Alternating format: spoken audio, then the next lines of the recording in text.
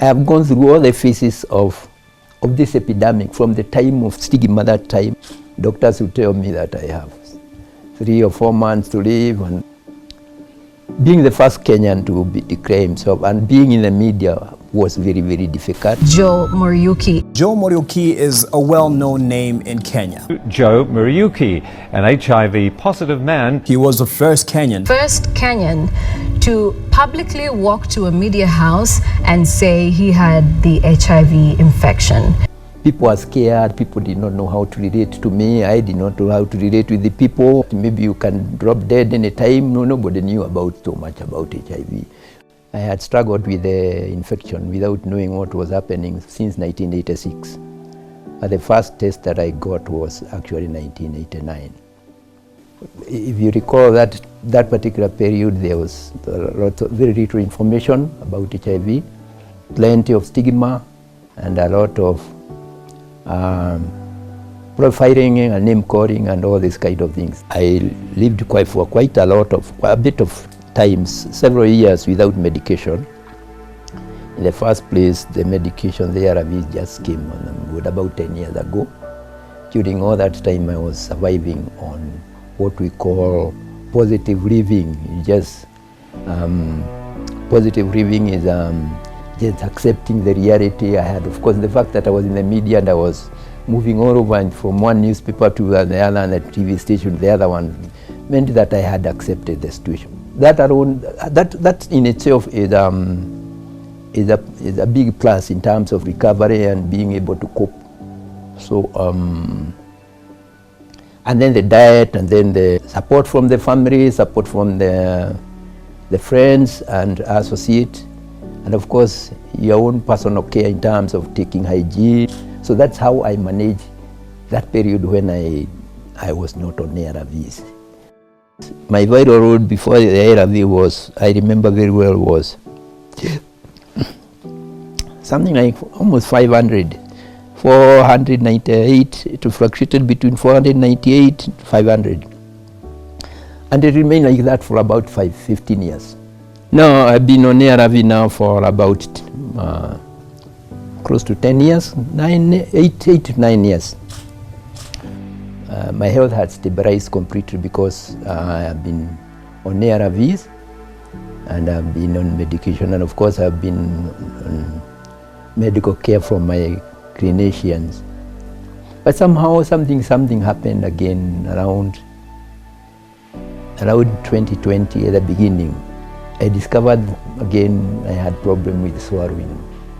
Although I gave myself some time and thinking that this was a temporary thing that would eventually sort itself out, it didn't.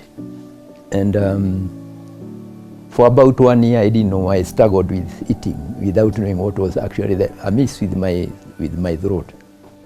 I went through series of examinations, series of tests. I can say that those were quite elaborate, not just the throat, through the X-ray, but also CT scan. They discovered I had cancer. They discovered I had esophagus cancer. And this esophagus cancer had actually affected about 12 centimeters of my esophagus. And then I was immediately put on medication. And I've gone through this medication for 1.5 months. And I can see that it's really been very intensive medication. About that 1.5 months, I can assure you, I can tell you that I had lost about 33 kg. The biggest challenge I have right now is to swallow. I still have a lot of problems swallowing. You can imagine that I can't swallow ARVs, and I cannot swallow because the esophagus is very narrow.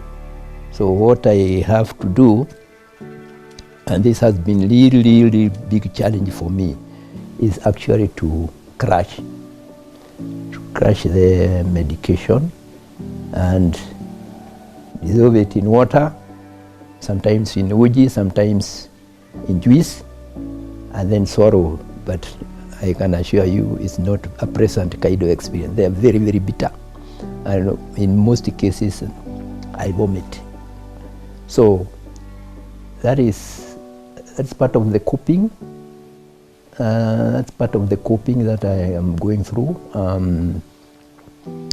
And I'm still looking for ways of how I'll manage, because I can't survive without ARV, and I can't survive again without Septrin.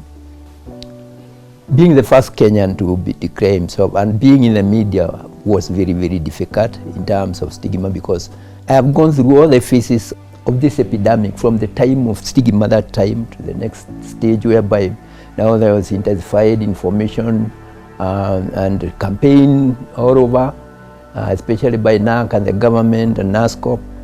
And then, of course, we came to the stage of the ARVs. Of course, the very early stages was not just ARVs, it was AZT. Again, AZT had a lot of challenges and all that kind of thing, until now that we are now settled on ARV. It's been a journey, and it's a very difficult journey. If I put it mildly, it's been a challenging journey for that allowed that 6 years of living with HIV. Of course, now HIV has become normalized, and right as we are talking now, HIV is not such a big issue. The chances of dying from HIV almost zero now, as long as you are taking medication, and you regain your health, and you're able to do your work. I am a lecturer, I teach at the university, and I've been able to teach all that time, because until this problem of cancer, you would not have noticed that I had any problem at all of health. And as you can see now, the reality of the fact is that I have lived with this HIV now for 36 years. As a lecturer who is dealing with the students, I know the infection right now is quite big among the students, especially in the universities and those young age. That's where the infection now has gone to, because of course they are a bit careless of I think they kind of think that the HIV ceases to be an issue, but it is. It's a serious medical problem. People have to take care. For people who like me are living with HIV, of course acceptance is very, very important. You cannot run away from your shadow. And that's what I keep on telling people. Now, even if you don't accept HIV, the HIV is not going to just suddenly disappear from you. So the easiest way is just to accept that that's a reality you have to live with. These medication we get are free. So you have to have that discipline to adhere strictly to medication. As long as you do that, you have no problem at all, I can assure you, with HIV.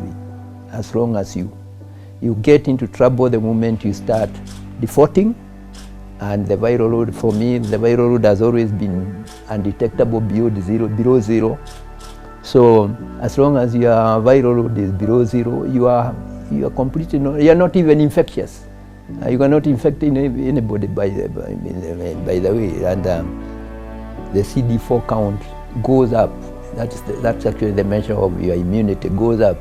And for me, it's been above 1,000. So it's decreased from 400 to 1,000. For the first time, I went to the university to study was in 2004, and that is the time I started my bachelor's. But right by even with these struggles of HIV and all that, I have gone through until I've earned a PhD. So it's not that you can actually manage. It's just the question of the state of your acceptance and state of your mind.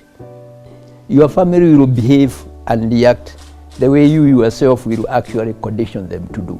If you show your family or those who are caretakers that you are suffering, or you have challenges, a ecological problem, it's infectious. You just infect them with those kind of problems. But if you are able to show them that you are strong and you are able to cope, and that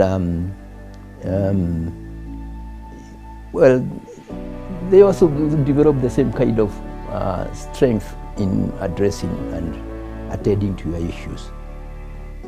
Of course, there's nothing as scaring as COVID right now, and for somebody like me, yeah, I have to be double careful because besides those situations that are there affecting my health, the cancer and HIV, which makes me very vulnerable, it means that I have to take extra care to keep COVID out of me. And for that, I'm a very good adherent to the Ministry of Health guidelines and protocols. I can hardly forget wearing my mask. I can hardly miss washing my hands wherever I have to do it. And I do a lot of minimizing. I minimize a lot of interaction, especially in risky places. So I do take personal care in terms of avoiding COVID-19.